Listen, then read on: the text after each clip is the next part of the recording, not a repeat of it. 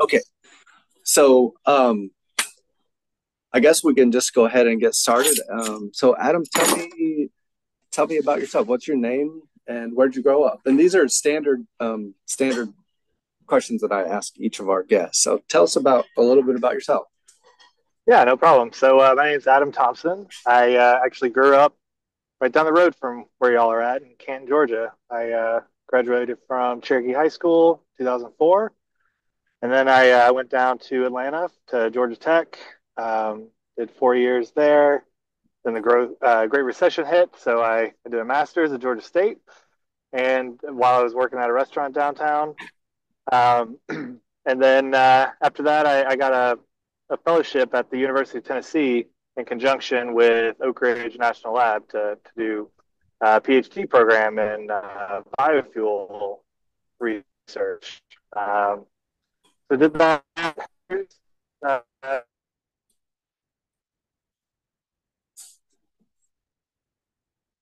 Oh, North of Chicago. I did 5 years there, working on looking at preclinical data and sort of trying to translate that to what it would look like in a human, so that we could sort of suggest doses for the like a first in human cancer treatment clinical trials. And from there, I did that for about 5 years, and then a wonderful opportunity arose at a little biotech company here in Chicago called LanzaTech that is using bacteria in a way that you can think of like a brewery. Yeast take sugar, make ethanol. We do the same thing with these bacteria, but they actually eat gas. So we use like steel mill off gas or oil refinery off gas, and it eats up that carbon and turns it into ethanol. So then we could take that ethanol and directly drop it into fuels, or we can upgrade it to polyethylene, excuse me, or jet fuel or other materials. Um, so yeah, I've been there for 3 years now, and then recently went back home for my 20th high school reunion. That's where I met Zach. So he gave me yeah. the I invited me to yeah, come talk to you all today.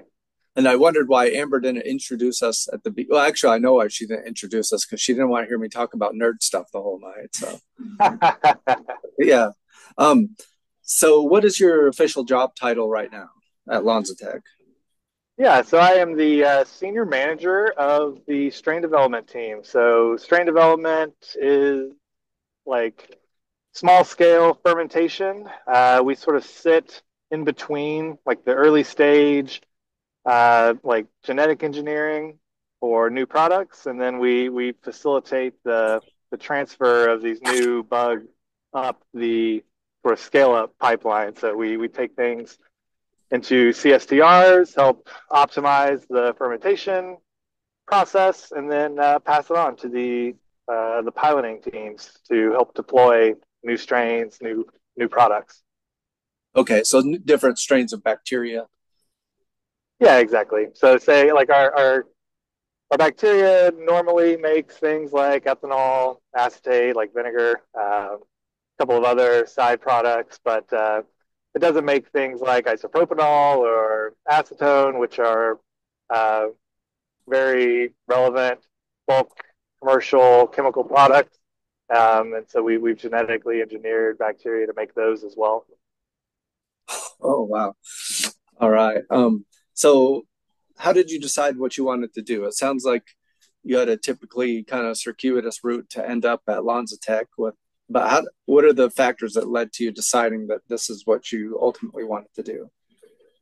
Yeah, no, I always loved science. You know, when I was a kid, dinosaurs were, the top top interest. Loved Legos, loved tinkering around with things, and as I progressed through schooling, I fell in love with chemistry. I had a really good chemistry teacher at Cherokee who set me on a good path, and so I was, definitely thinking med school for a long time, but then realized I didn't want people's lives in my hands every single day. Just not really my temperament. So I looked around and enjoyed doing bench research. I did a lot of different research projects throughout my training. So, like at Georgia Tech, I worked at an organic chemistry lab making new chemicals for like bioimaging applications. And then at Georgia State, it was more like biophysics. We were looking at modified DNA molecules for like gene therapy applications. It was a early days. None of that's come to fruition. And then, during those trainings, I realized that I liked the basic research, but I didn't necessarily want to, do these sort of deep dives, and sort of wanted to do a little bit more of an applied uh, career path. I kind of liked the industry sort of trajectory, and so I continued to look at like applied things. That's when like the biofuel space really Hmm. sort of came to my attention, and I was really interested in that, and sort of kept working with it. Hmm. So when you were at Tech as an undergrad, how serious of a student were you, and how did you get involved on campus? The first year or two, I was not a very serious student. I'll Okay. be the first to admit that, and tried to claw my GPA back from the abyss pretty early. But it takes a little bit of transition. I mean, I think folks on this call would realize the difference between high school and college is pretty vast, and so it just took a little bit to get used to it. Um, but as far as getting involved, I played club rugby at Tech, which was a good outlet for staying physically fit, but also good social outlet. So I did that for 4 years, and I was a member of the student affiliates of the American Chemical Society, but we didn't do much besides a couple of events here and there. We would watch Breaking Bad when it was coming out, those sort of things. Viewing party. Yeah, group watch parties, right? And point out all the silly structures in the background. They did a pretty Oh good yeah, job, but there was also some, how it goes with pop culture. dreaming about the future. Yeah. Um, and now your current job, can you describe sort of go into the office? What do you do day to day? And I guess is there a day to day?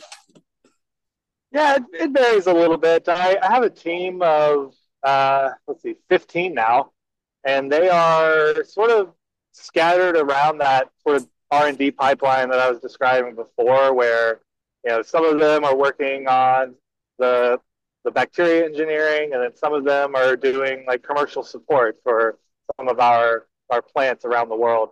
So we get to touch on all of it, and then we have a couple of strictly computational people who do metabolic modeling, which is uh, fancy linear algebra that helps us, try and understand what's going on the inside of a cell. Hmm. So my day to day these days, I usually try and pop in the lab and see how the various reactors are doing, catch in with some of my teammates, and then there's a decent amount of meetings and planning and report writing and all that good stuff. Mm. So you've as you've moved to the managerial position, you've kind of moved further and further away from the bacteria, I guess, in a way. In a way, I get to help direct the my staff, and help them troubleshoot things. But then I still have that itch. Like I always enjoy tinkering, so I like to get in the lab sometimes, pull samples, Mm. uh, do some of the the grunt work, or if it's been a long day and I need some therapeutic dishwashing, I'll get in there and scrub out some old reactants. You just take it as it is. That's hilarious. So what do you love about your job? Well, I think the company itself is, to drink the Kool-Aid, I guess. We are doing a lot of really important work to help mitigate climate change, and help usher in this sort of new circular economy that I think a lot of people are realizing that we need. We can't just be single use everything forever. As population grows, as land use concerns continue to rise, and a lot of different discussions. Things that things that can help reduce water usage or source materials from other than fossil-based resources. All of those sort of things are going to be really important to help make us a little bit more sustainable in the future. Yeah. And what do So you? that's nice, yeah. But then like the you know, I still love the scientific challenges. You know, there's always going to be a challenge. If it was easy and solved, then it would have been done already, right? So there's new things to do every day, uh, which I like that aspect of trying to solve the puzzles. Yeah, yeah. I mean, it seems like a win-win. It's sort of like it's not a sacrifice to produce useful chemical products. It's like not tightening our belt to take CO2 and make something really useful with it. So that's pretty cool, I think.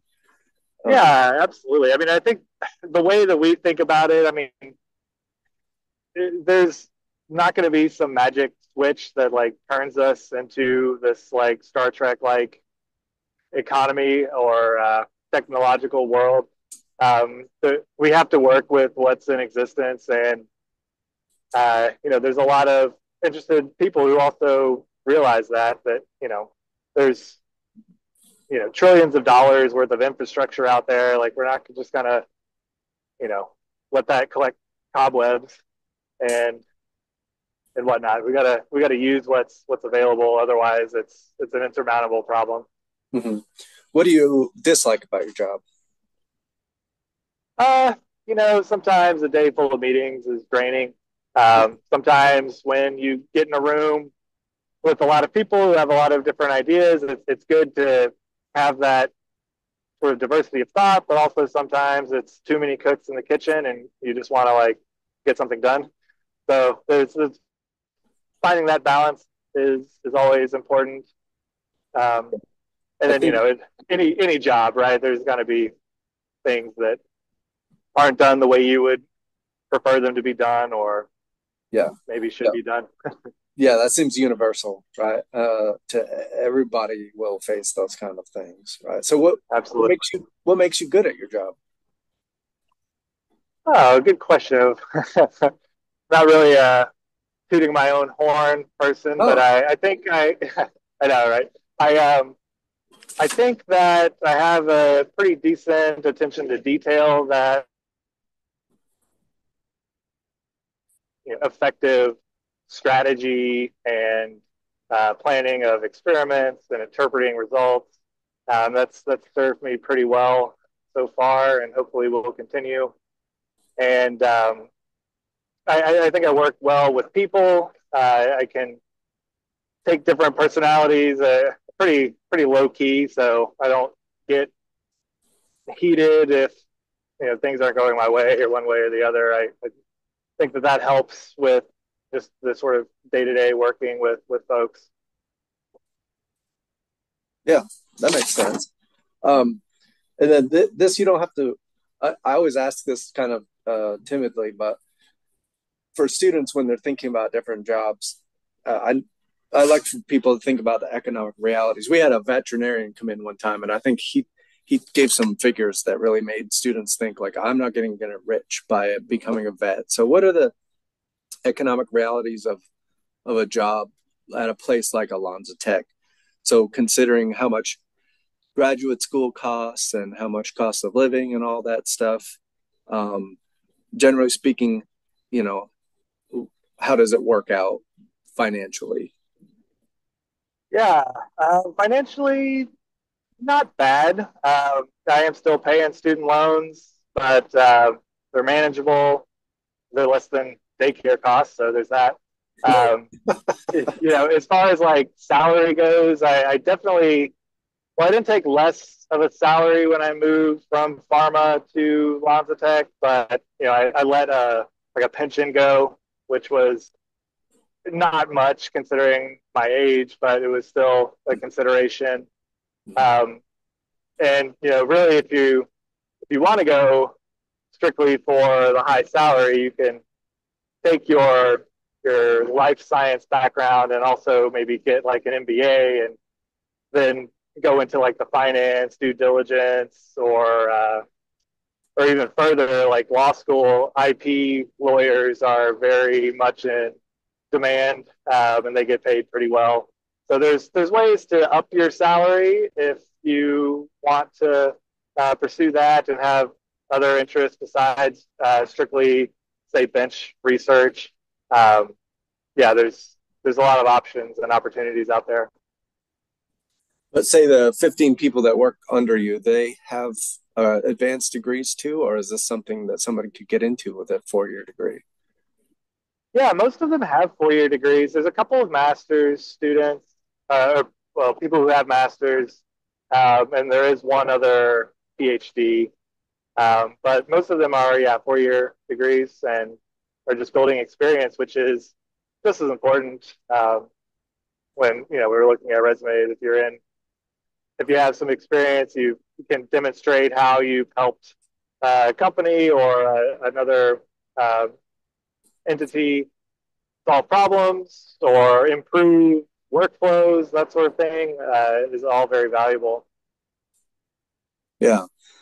And then the final question from me, what advice do you have for students that are thinking about getting into, I mean, I guess, when I'm thinking about this, getting into this field would be, we've never had someone come on that worked for industry. Honestly, we've had academics, we've had um, different folks, but say working for a company like LanzaTech, what could they be doing now that would help them to get there? Yeah, no, great question. I think the key sort of characteristic, like personality characteristic that um, sort of distinguishes people is the desire or the interest to always learn, even if even if you're in a position that's a little bit maybe monotonous or whatnot. There's still ways that you can improve or enrich your own understanding or education through the uh, the day to day.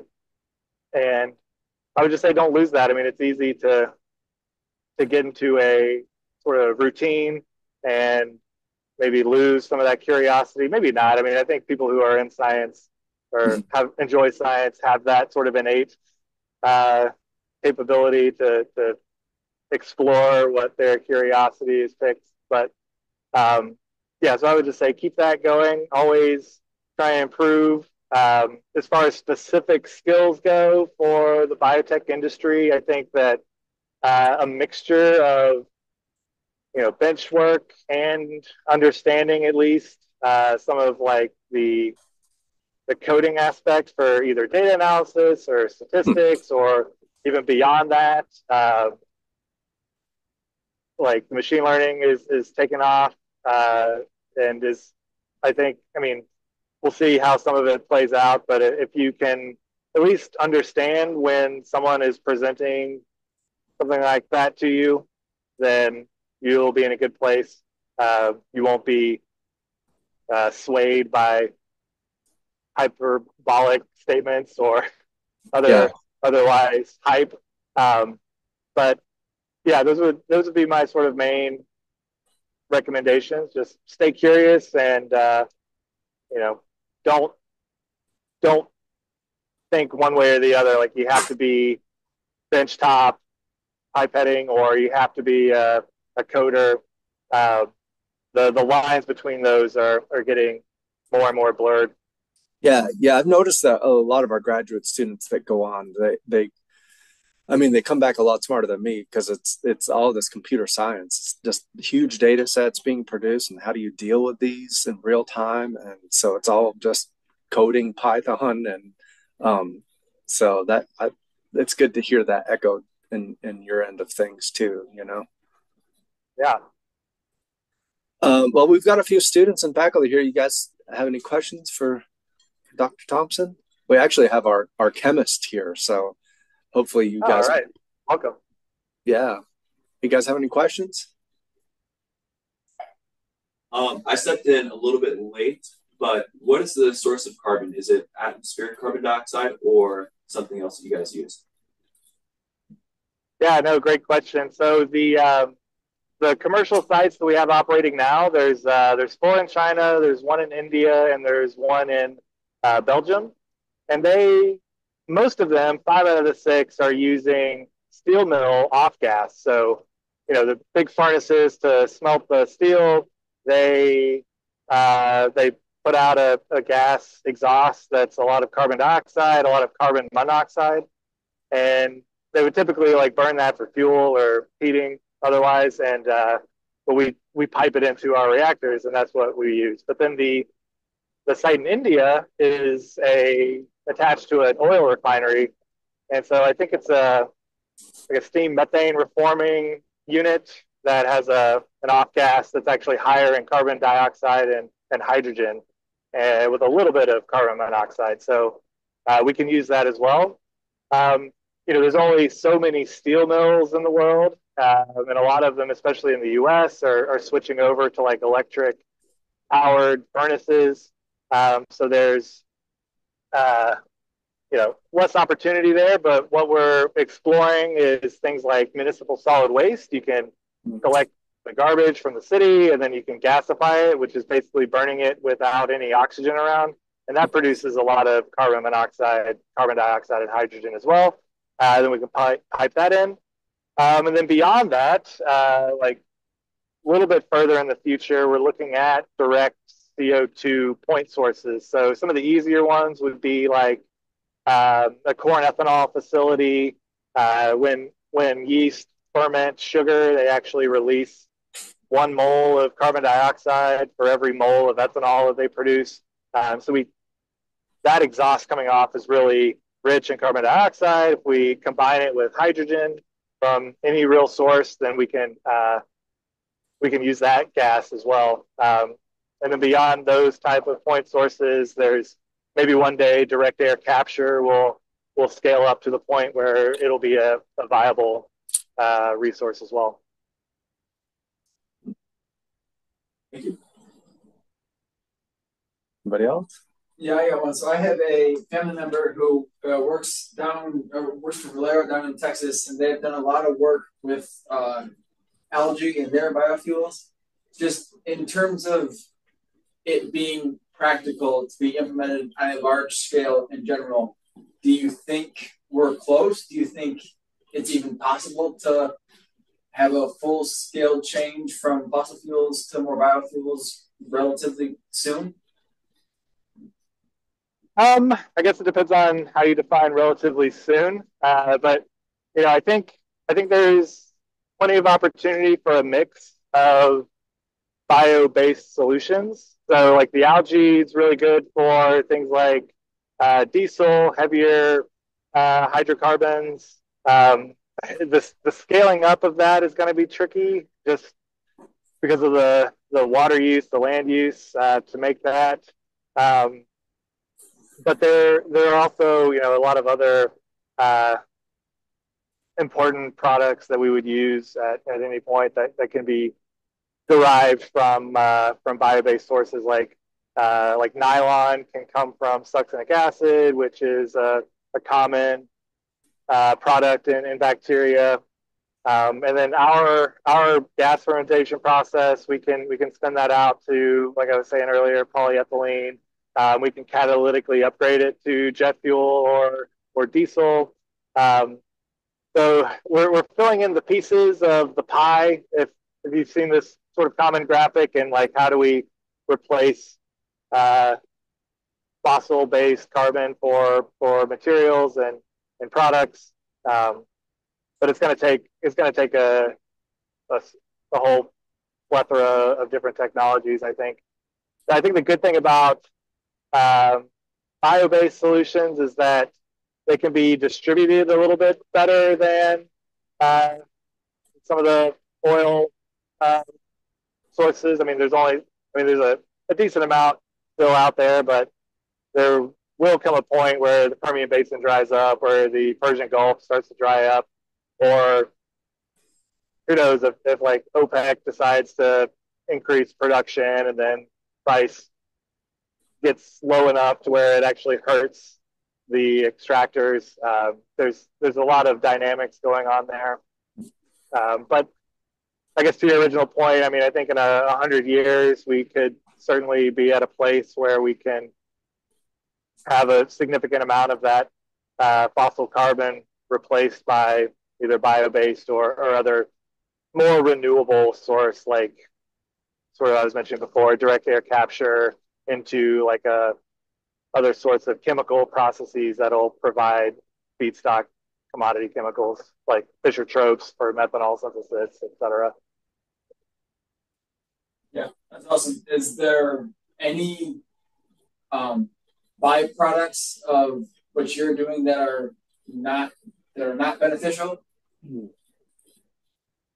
Not beneficial. I mean, the wastewater treatment is a challenge. Like, you know, we feed our bacteria nutrients and things, but then after the fact, there's, you know, usually an excess of ammonia or phosphate in the like waste rock. I mean, we actually collect the bacteria after it dies, and we can sell that as fish food or whatever. But then, you know, we do need to reduce the ammonia content and the phosphate content before like releasing the wastewater back into the system. It's amazing. I was totally unaware of all of this, even like being a thing, bio-based carbon, you know, it's really remarkable.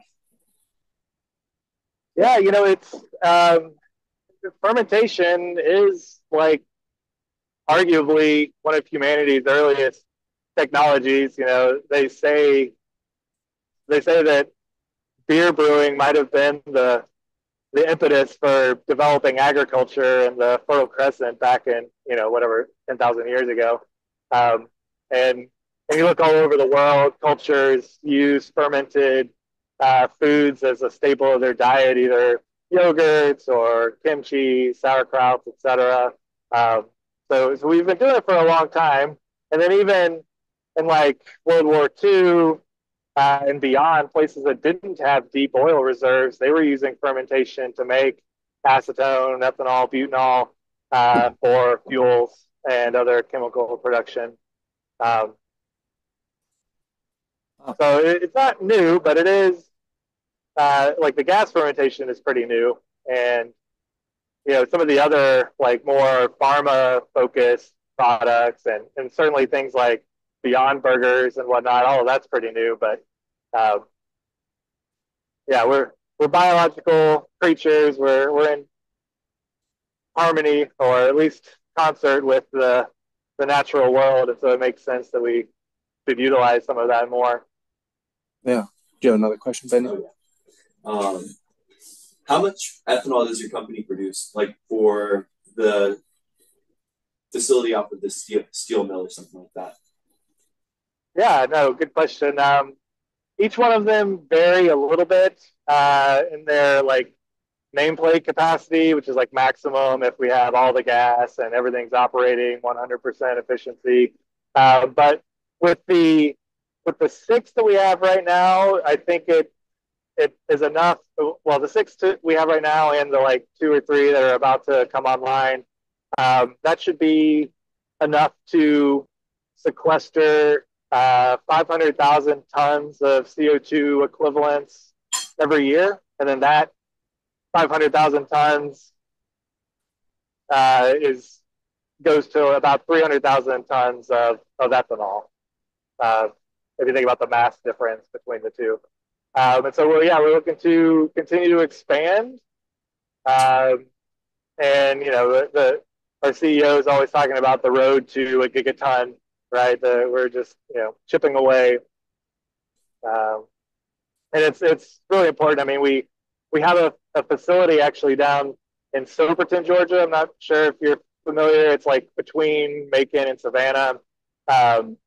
And they have our like pilot facilities, and they also have next door a large demonstration facility for the alcohol to jet fuel technology. So it's the world's largest right now, and they, I guess, are just going to ship the jet fuel straight to Hartsfield for or drop-in use with the airlines there. So but like I was trying to say all of the sustainable aviation fuel capacity, if that's from the alcohol to jet or the algae or other repurposed food oils, all of that right now is about 3 or 4 orders of magnitude below the amount of regular jet fuel that we use every year. So we've got a long way to go as far as expanding that out. But I don't know if you've taken a flight lately. A lot of the airlines are touting their renewable jet fuel plans. Like United has a Oscar the Grouch video that's talking about, oh, trash is great. And like Delta is heavily involved. British Airways, Virgin Atlantic are actually partners with some of LanzaTech's technology to help scale that up as well. So we're making steps, but there's a long road ahead. Yeah, I can really see why this is exciting. I think I've got a little bit of the Kool-Aid now too. I'm gonna move up there. I don't know anything about chemistry or microbes, but count me in. Hey, we need business people. That's another potential route. If you have a biological understanding, we were always looking for technical salespeople to help. Some of the other potential customers understand our process and understand how it fits in with their overall technology ecosystem, and so that's a special skill set as well. Yeah. You have another question, Danny? Oh yeah. So how does your price per unit compare to conventional sources of ethanol? Sorry, what was that? The price of our ethanol versus others? Yeah. Yeah. Well, if we're selling bulk drop in, we're subject to the market, the local market there. So, I mean, we recently with our China plants just got certified to take our ethanol and drop it straight into their fuel supply. Working on that here in the States, but we need a little bit more work first to be done there. Mainly just getting a facility here because it doesn't make sense to make ethanol in China and then ship it over here and then drop it into our fuel supply when we've already got a lot of corn ethanol and whatnot. But there are a couple of things involved there. For instance, we recently signed a deal with a large chemical producer called Technip Energies. They've got a couple of sites in the Gulf of Mexico area where they make ethylene, and then that process generates a lot of CO2. So we're trying to bolt on, capture the gas, and also convert our ethanol to ethylene to make the whole process a little bit more carbon efficient. But to go back to the price point, one thing that we found that's really beneficial and makes the economics even more appealing is the fact that you can actually sell this ethanol at a premium. So like some of our partners like Lululemon or REI, they're interested in that ethanol and are going to pay a price higher than you would for bulk ethanol because you can say, well, this came from CO2 emissions. They put it on the tag of the garment. And we kind of see it as a sort of analogous to like organic foods, right? The consumer can see the differences and sometimes they're willing to pay a little bit more to, support or, put their money towards a more sustainable option. So in the early days we're at now where we're, directly competing with like oil-based things, we can tout that as an additional benefit.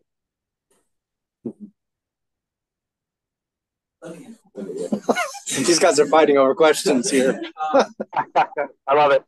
In the process of just generally transitioning out of fossil fuels, yes, we have this biofuel aspect of it, but there's also this huge electric push. In your opinion, which do you think that they can work mutually, or are we going to have to eventually pick one and run with that? And if so, which one do you think is going to end up being more beneficial environmentally and economically?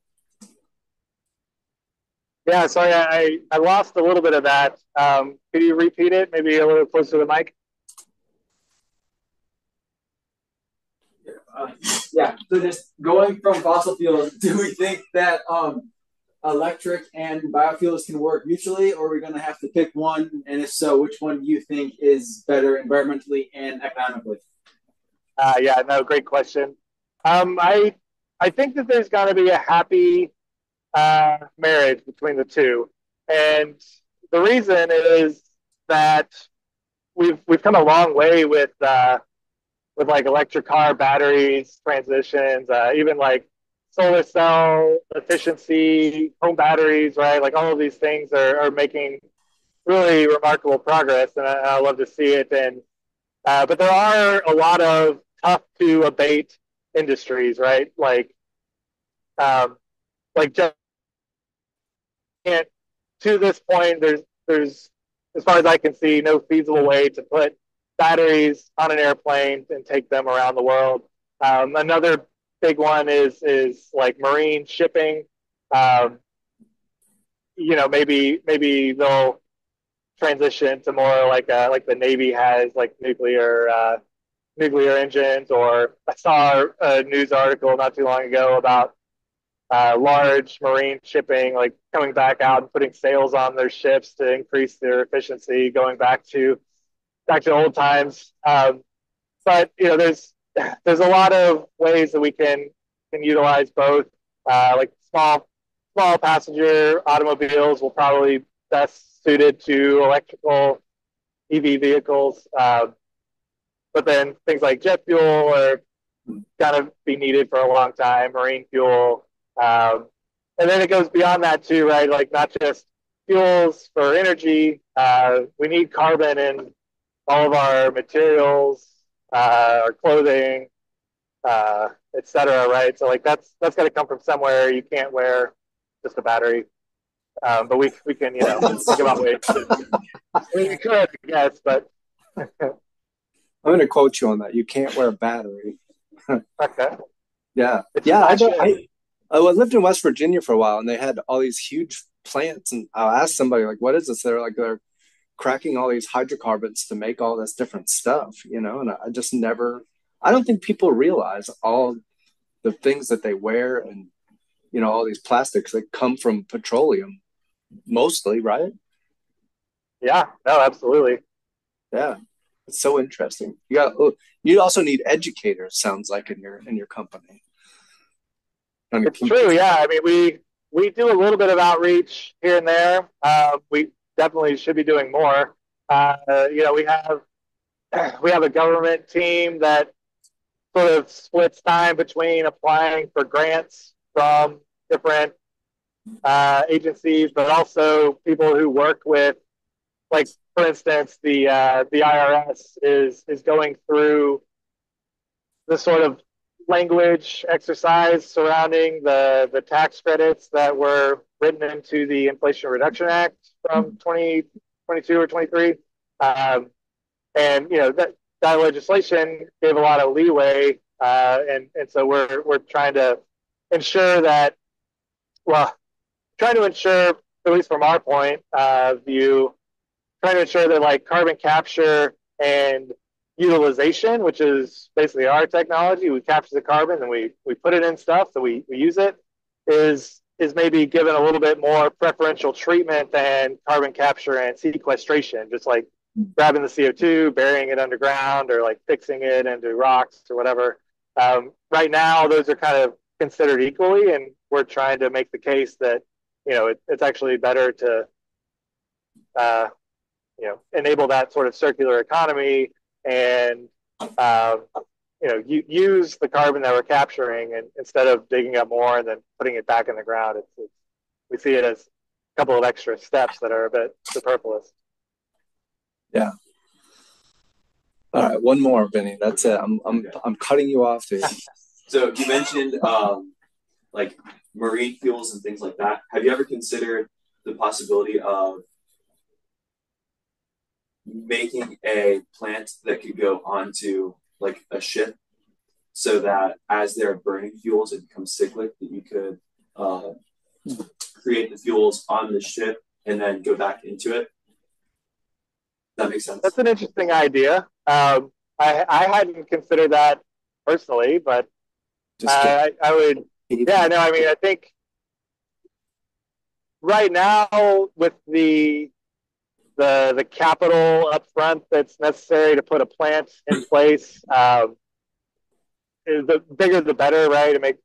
The bigger you go, the bigger your feedstock, the more economical it actually makes the whole process. But I mean, I think that there are opportunities there.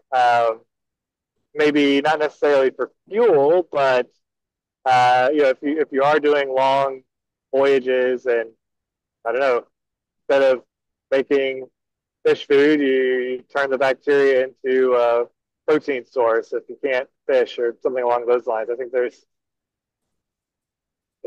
interesting implications in what you just suggested.